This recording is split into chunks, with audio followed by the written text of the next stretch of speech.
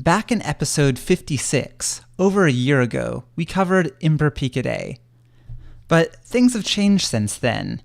The 2.x branch has a little bit of a different API, one that is more in line with Ember's 2.x data down actions up paradigm. So we're going to update our video and show how to use the new EmberPickADay. The example we'll use here is our shopping cart, and we're going to have a date picker for when we want our items to arrive. First, we'll install EmberPickADay. Then, in our checkout template, we'll go ahead and put in a Pickaday input component. We'll give it one option for now, that of value. The value we're giving it is arrive date. We'll calculate that in our JavaScript. So we'll create arrive date, and we'll make it a function that will be computed right off the bat. And of course, we'll be setting this later, but for now, we're just going to be getting a new date, and then we're going to be adding 2 days to it. So the default is arriving in 2 days. So we see that there is now a date displayed, the 29th day, I'm recording this on the 27th, of September in 2016. So far so good. Then we click here, and it opens our Pickaday, and this is pretty great. The usual wonderful Pickaday stuff. Let's say we want it delivered October 5th. Click that. Well, it's changed here. Let's double check something. Let's check the controller and make sure it changed. And it did not. So the value in the controller hasn't changed. It's just changed aesthetically here. That's because of the new data down actions up paradigm that Pickaday is using. We need to use the on selection option in order to get it to change.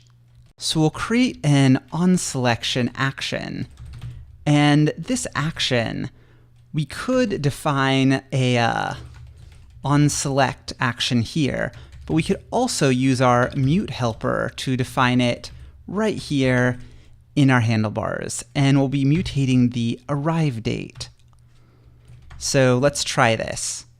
We will change the date, we'll go October 5th again, and then we'll see in our controller, it has changed the arrive date. And it's also now no longer a computed property since we set it. That's fine. The computed property was just to get us started. We could have put it in an init if we wanted to. So that's the big change. The fact that value is now just a one-way binding to show what's there initially. And the onSelection action is how things actually propagate, how the changes actually propagate out from Pickaday input.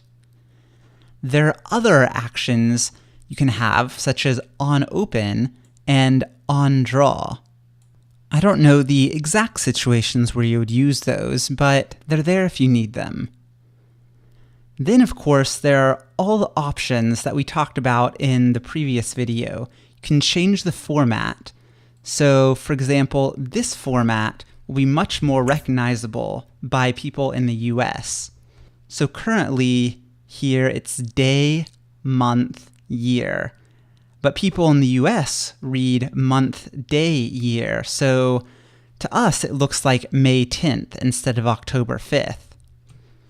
With the format option, we can change that. There, now it looks familiar to someone in the US.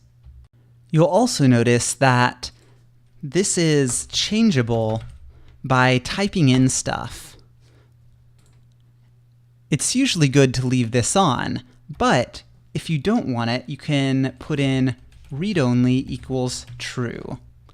And then you'll no longer be able to type. See, the cursor isn't there. You can only do it by selecting. And there are lots more options that you can find in the EmberPickADay documentation. Some interesting ones are the theme, so you can change how it's styled, the various year ranges, so you can make sure people don't pick things 20 years in the future. And if you want to be more specific, you can also do a min date and a max date. A good min date for this application might be today or tomorrow, depending on how quickly you can get stuff shipped. Then you can do things like disable it completely depending on various options, and have some placeholder text. Finally, if you can't find the Pikaday option that you want in EmberPickADay, then you can pass stuff directly through to Pikaday using the options hash. And that's the final customization. The customization lets you do all the customizations that you can find here. But also, if you're testing, then they have some handy test helpers. So, good luck out there and enjoy this wonderful add-on.